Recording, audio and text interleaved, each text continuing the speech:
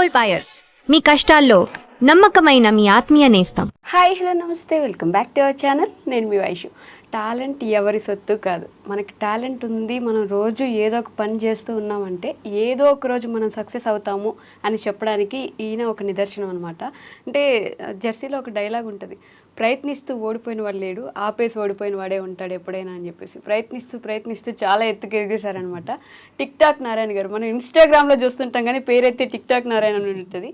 So Narayana గారు నాతో పాటు చాలా విషయాలు మాట్లాడదాం, వచ్చేయండి. హలో అండి. హలో అండి, నమస్తే. బాగున్నాను, మీరు ఎలా ఉన్నారు? చాలా బాగున్నానండి ప్రస్తుతానికి అయితే. చాలా బాగున్నారు, చూస్తున్నాం కదా. అంటే అలా కలిసి వచ్చిందంటారా?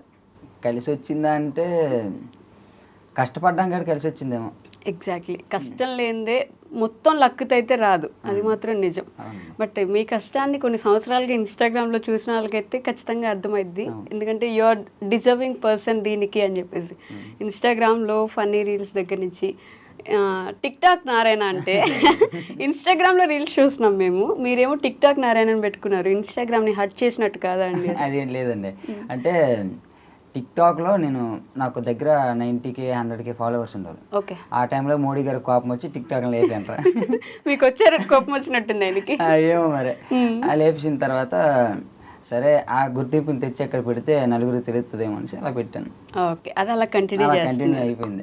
బట్ ఇన్స్టాగ్రామ్, ఈ టిక్ టాక్, ఈ వీడియోస్ అసలు ఎలా ఈ ఐడియా? అంటే శ్రీకాకుళం చాలా మంది ఉన్నట్టున్నారు కదా శ్రీకాకుళంలో, చాలా మంది యూట్యూబర్స్ కానీ ఇన్ఫ్లుయెన్సర్స్ కానీ.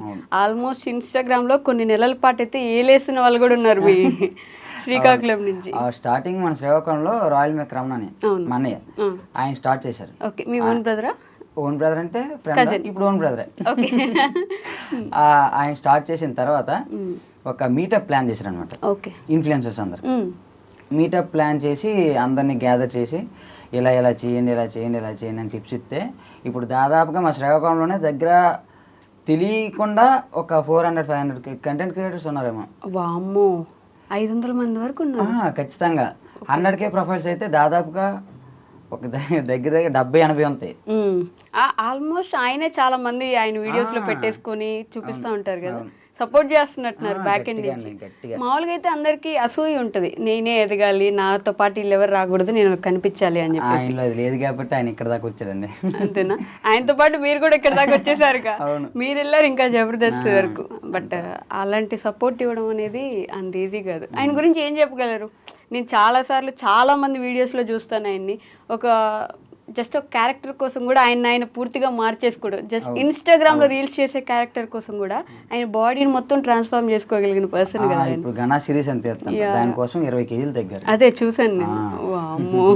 సో ఆయన గురించి ఏం చెప్పగలరు మాకు? ఆయన గురించి మా ఆడియన్స్ కి తెలియందా? తెలియంది అందరికీ తెలిసిందే. అంతేనా? అందరికీ తెలిసిందే. ఆయన లేకపోతే నేను లేను. ఓకే నారాయణ గారు, మీ సిగ్నేచర్ ఇంట్రడక్షన్ ఒకటి ఉంటుంది మీ రీల్స్ లో, మాకు కూడా ఒకసారి, మా ఐ డ్రీమ్ ప్రేక్షకులకు కూడా ఒకసారి చెప్తే. అయ్యా వెళ్ళిపోవచ్చాను రా, నేను మీ టిక్ టాక్ నారాయణ. అంటే ఏంటది, కొంచెం నిదానంగా చెప్పండి.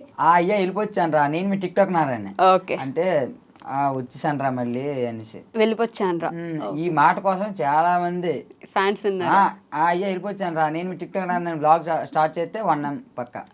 అలా స్టార్ట్ చేస్తే 1M పక్క. ఓకే, నా ప్రొఫైల్ ఓపెన్ చేసి చూడండి, నా బ్లాగ్ ఏది కూడా 1M తక్కువ ఉండదు. అది ప్రమోషన్ రీల్ అయినా సరే.